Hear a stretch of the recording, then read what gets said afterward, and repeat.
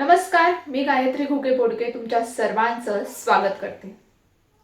काळाच्या पुढे अखेर सगळ्यांनाच झुकावं लागतं. पैसा असो, सत्ता असो किंवा मोठं नाव असो, एका क्षणात सगळं काही मागे पडतं. याचंच एक उदाहरण म्हणजे आज सकाळी झालेला विमान अपघात. सकाळी 8:45च्या सुमारास झालेला अजित पवार यांच्या विमान अपघाताने सगळ्यांचंच मन सुन्न झालं आहे. अजितदादा आपली सर्व कामे उरकून सकाळी 8:10 मुंबईहून निघाले. बारामतीच्या दिशेने ते निघाले आणि बारामतीत लँडिंगच्या वेळीच विमानाचा अपघात झाला. या अपघातामुळे अवघा महाराष्ट्र सुन्न झाल्याचं दिसून येतंय. आज त्यांच्या बारामतीत 4 ते 5 सभा होता आणि याच अनुषंगाने ते बारामतीला निघाले होते. परंतु त्याच दरम्यान त्यांचा हा अपघात झाला. आपण जर पाहिलं तर हा अपघात इतका भीषण होता की आजूबाजूच्यांनी ज्या व्यक्तींनी पाहिला त्यांना देखील हादरे बसले आहेत. अजित पवार यांच्या या अपघातामुळे संपूर्ण महाराष्ट्र हळहळ व्यक्त करत आहे. बारामतीत मोठ्या संख्येने कार्यकर्ते, त्याचबरोबर नेते मंडळी, त्याचबरोबर अनेक मंत्री त्या ठिकाणी पोहोचले आहेत. सुनेत्रा पवार, अजित पवार यांच्या पत्नी सुनेत्रा पवार, त्याचबरोबर सुप्रिया सुळे आणि पार्थ पवार हे दिल्लीहून देखील बारामतीत दाखल झाले आहेत.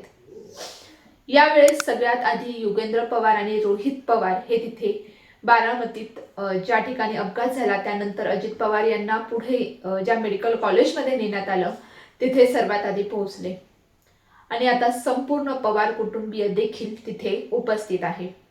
त्याचबरोबर राज्याचे मुख्यमंत्री, उपमुख्यमंत्री देखील तिथे उपस्थित आहेत आणि उद्या सकाळी ठीक 11 वाजता अजित पवार यांच्यावर अंत्यसंस्कार होणार आहेत.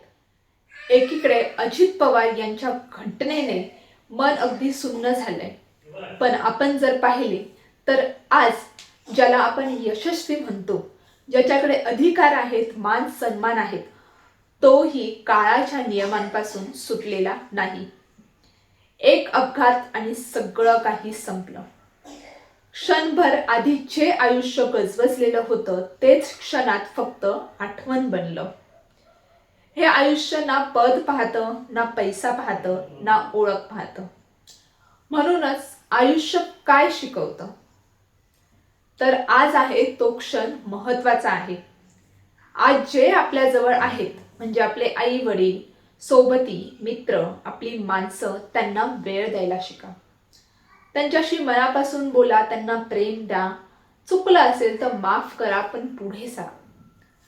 कारण उद्या नंतर म्हणायला वेळच उरत नाही, याची कुणालाही खात्री नाही. आपण छोट्या छोट्या गोष्टींचा राग धरून बसतो, छोट्या गोष्टींवर चिडतो, पण शेवटी उरतं काय, त्या फक्त आठवणी आणि वेळ असताना केलं नाही हे म्हणण्याची खंत. आयुष्य खूपच लहान आहे, म्हणूनच राग बाजूला ठेवून, अहंकार थोडा बाजूला ठेवून जिवंत असताना मनापासून जगून घ्या. कारण शेवटचा दिवस कोणाला कधी बघायला मिळेल हे सांगता येत नाही आणि ते कुणालाच माहीत नसतं.